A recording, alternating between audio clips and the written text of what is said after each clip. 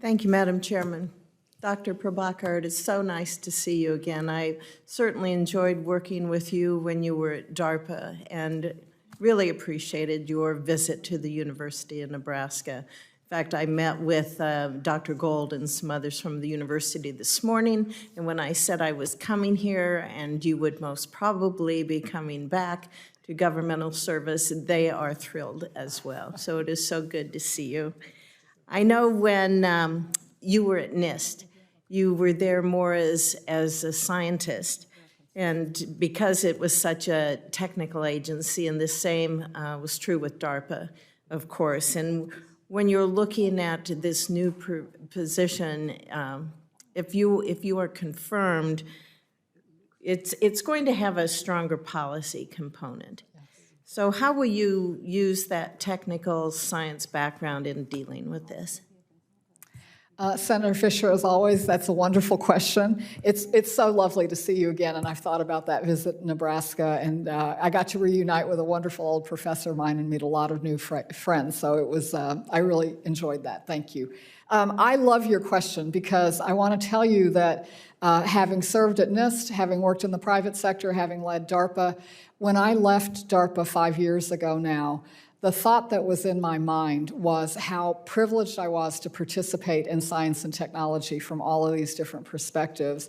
But then I kept thinking about the problems that we're wrestling with in this century, and it seemed to me that we weren't yet fully stepping up with the innovation that we need, and we've talked about many of the issues here today. And when I started really challenging myself to say, well, how would we innovate to open opportunity for every person and deal with the dark side of the information revolution and deal with our climate challenges and boost the health of people across this country. What you quickly realize when you challenge yourself with a question like that is science and technology is absolutely essential because it opens doors that you never thought were possible, and it's not enough because until you turn it into real change in the world, it doesn't really solve problems for anybody. And it brought me to a view that really caused me to value much more than just the research itself. And of course, every big thing we were ever able to do from NIST or DARPA took the efforts of so many other people. So that is very much the lens that I find I'm bringing as I think about I hope to be able to serve in this role, and that's the lens I would bring. It has to be rooted in what's real and what's not real, scientifically and technically, but then really I think the way you make progress happen is you engage with absolutely everyone who has to be part of the change and moving forward. Mm-hmm. Thank you. When you were at DARPA, the Department of Defense was trying to reorient its approach to developing advanced technology, and it was described as the third offset strategy. Some in Congress weren't satisfied with, I guess there wasn't a lot of clarity on what the goals were with the third offset, really what the mission was, if there were any results. It was just hard to be honest, to get some straight answers with that. We saw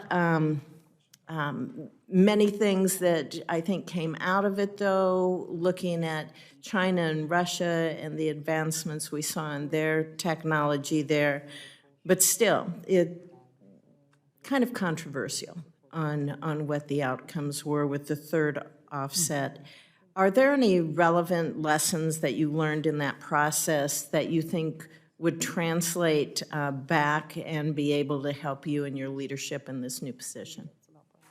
I'm having a flashback, Senator, as you're talking about the third offset strategy. It's been 5 years since I left the national security world. That hasn't been a focus in my efforts since then. If I'm confirmed for this job, one of the things I'm very interested in is getting back into it. And I think I'm going to feel a little bit like Rip Van Winkle, going away for 5 years and coming back to see where things are. What I will tell you that I think was very important in the thinking that was happening in leadership in the national security community, the Pentagon, both military and civilian leaders at the time that I served at DARPA. I was there 2012 to 17. We were coming through a period of extended ground wars.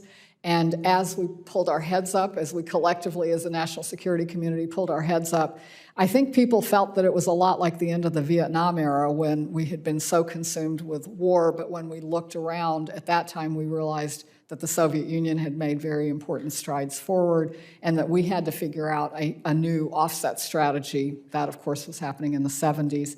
Very similarly, when we looked around in the mid-teens, what we saw was an incredibly powerful China that had surged forward. We saw globally available technologies and a kind of connectivity that we hadn't really ever imagined before.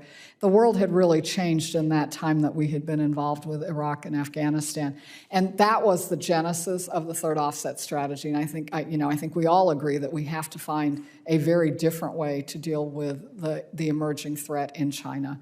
So that was what was behind it. My personal view was that while there were very specific weapon systems and military capabilities that would be critically important, hypersonics is an area that we've talked about a lot, those absolutely have to be advanced, and we need the leadership there.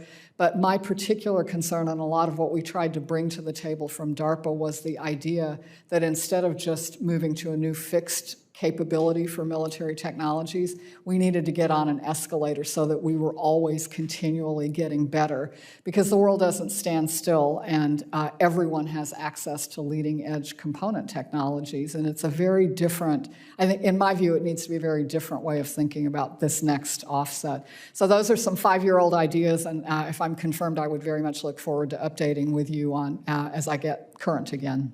Okay. Thank you very much. Thank you, Madam Chair. Senator Capito.